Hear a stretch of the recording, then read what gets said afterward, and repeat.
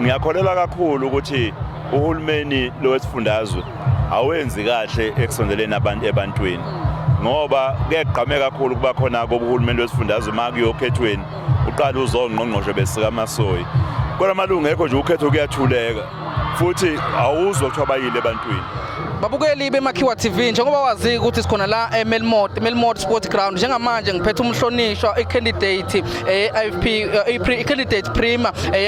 yase-KZN ye-IFP sengize njengoba nje ngendlela engimhlonipha ngayo sengize ngiphethe na ukukhuluma mbukeli lapho ngasekhaya ake ngimbingelele ngiphinde ngimamukele kwiMakhiwa TV mhlonishwa Mphemba Sompisi. Siyathokoza kakhulu nababukeli.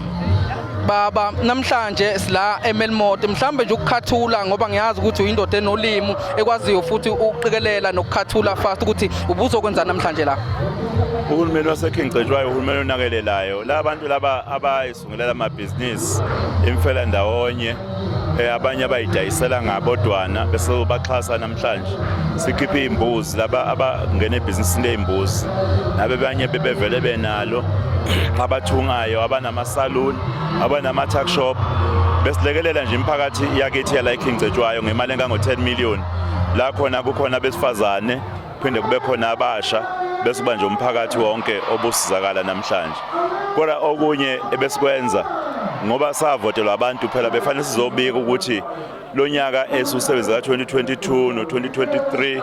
ikuphi esikwenzile njengamanje siqhubeka nakuphi ku-2024 besenza nalo msebenzi osemqoka kakhulu nanokuthi-ke ngonyaka lo imali ozoqala ngoJulayi ikuphi okunye sizokwenza kuze kube uJuni ngonyaka ozayo sisohambeni lokusiza abantu bakithi ukuthi bathole intuthuko futhi babe nohulumeni otransparent babe nohulumeni okwazi uku-accounta kubona bekuyithuba lethu lokuthi sizokufeza konke lokho namhlanje. Siyabonga mhlonishwa ngiyakwazi kakhulu umsebenzi wakho ngikutshela nje phambi kwababukeli beMakhiwa TV uzibazokhumbula nabo kanjalo nawe nje obuwazi umsebenzi wakho ukuthi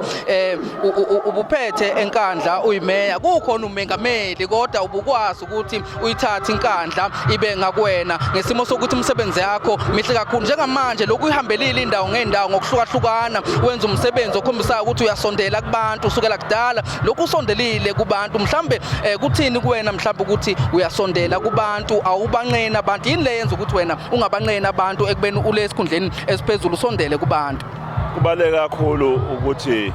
sisondelane nemphakathi masekuhulumeni siye khona sihambisa imisebenzi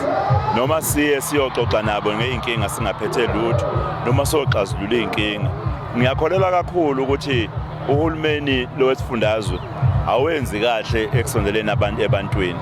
ngoba kuyagqame kakhulu kuba khona kobuhulumeni lwesifundazwe makuyokhethweni uqala uzongqongqoshe besika Masoyi kodwa amalungu ekho nje ukhetho kuyathuleka futhi awuzwa kuthiwa bayile ebantwini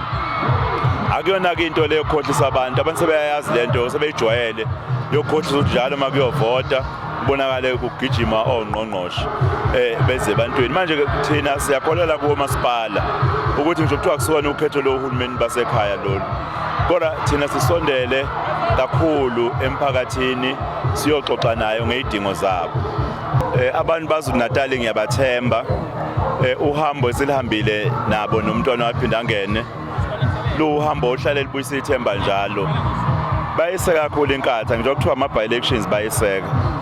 impela kuwo konke esikubukayo sibona abantu beyivotela kakhulu inkatha sinalo ithemba ukuthi sonqoba kulolu khetho. Siyabonga kakhulu mhlonishwa. Siyathokoza kakhulu.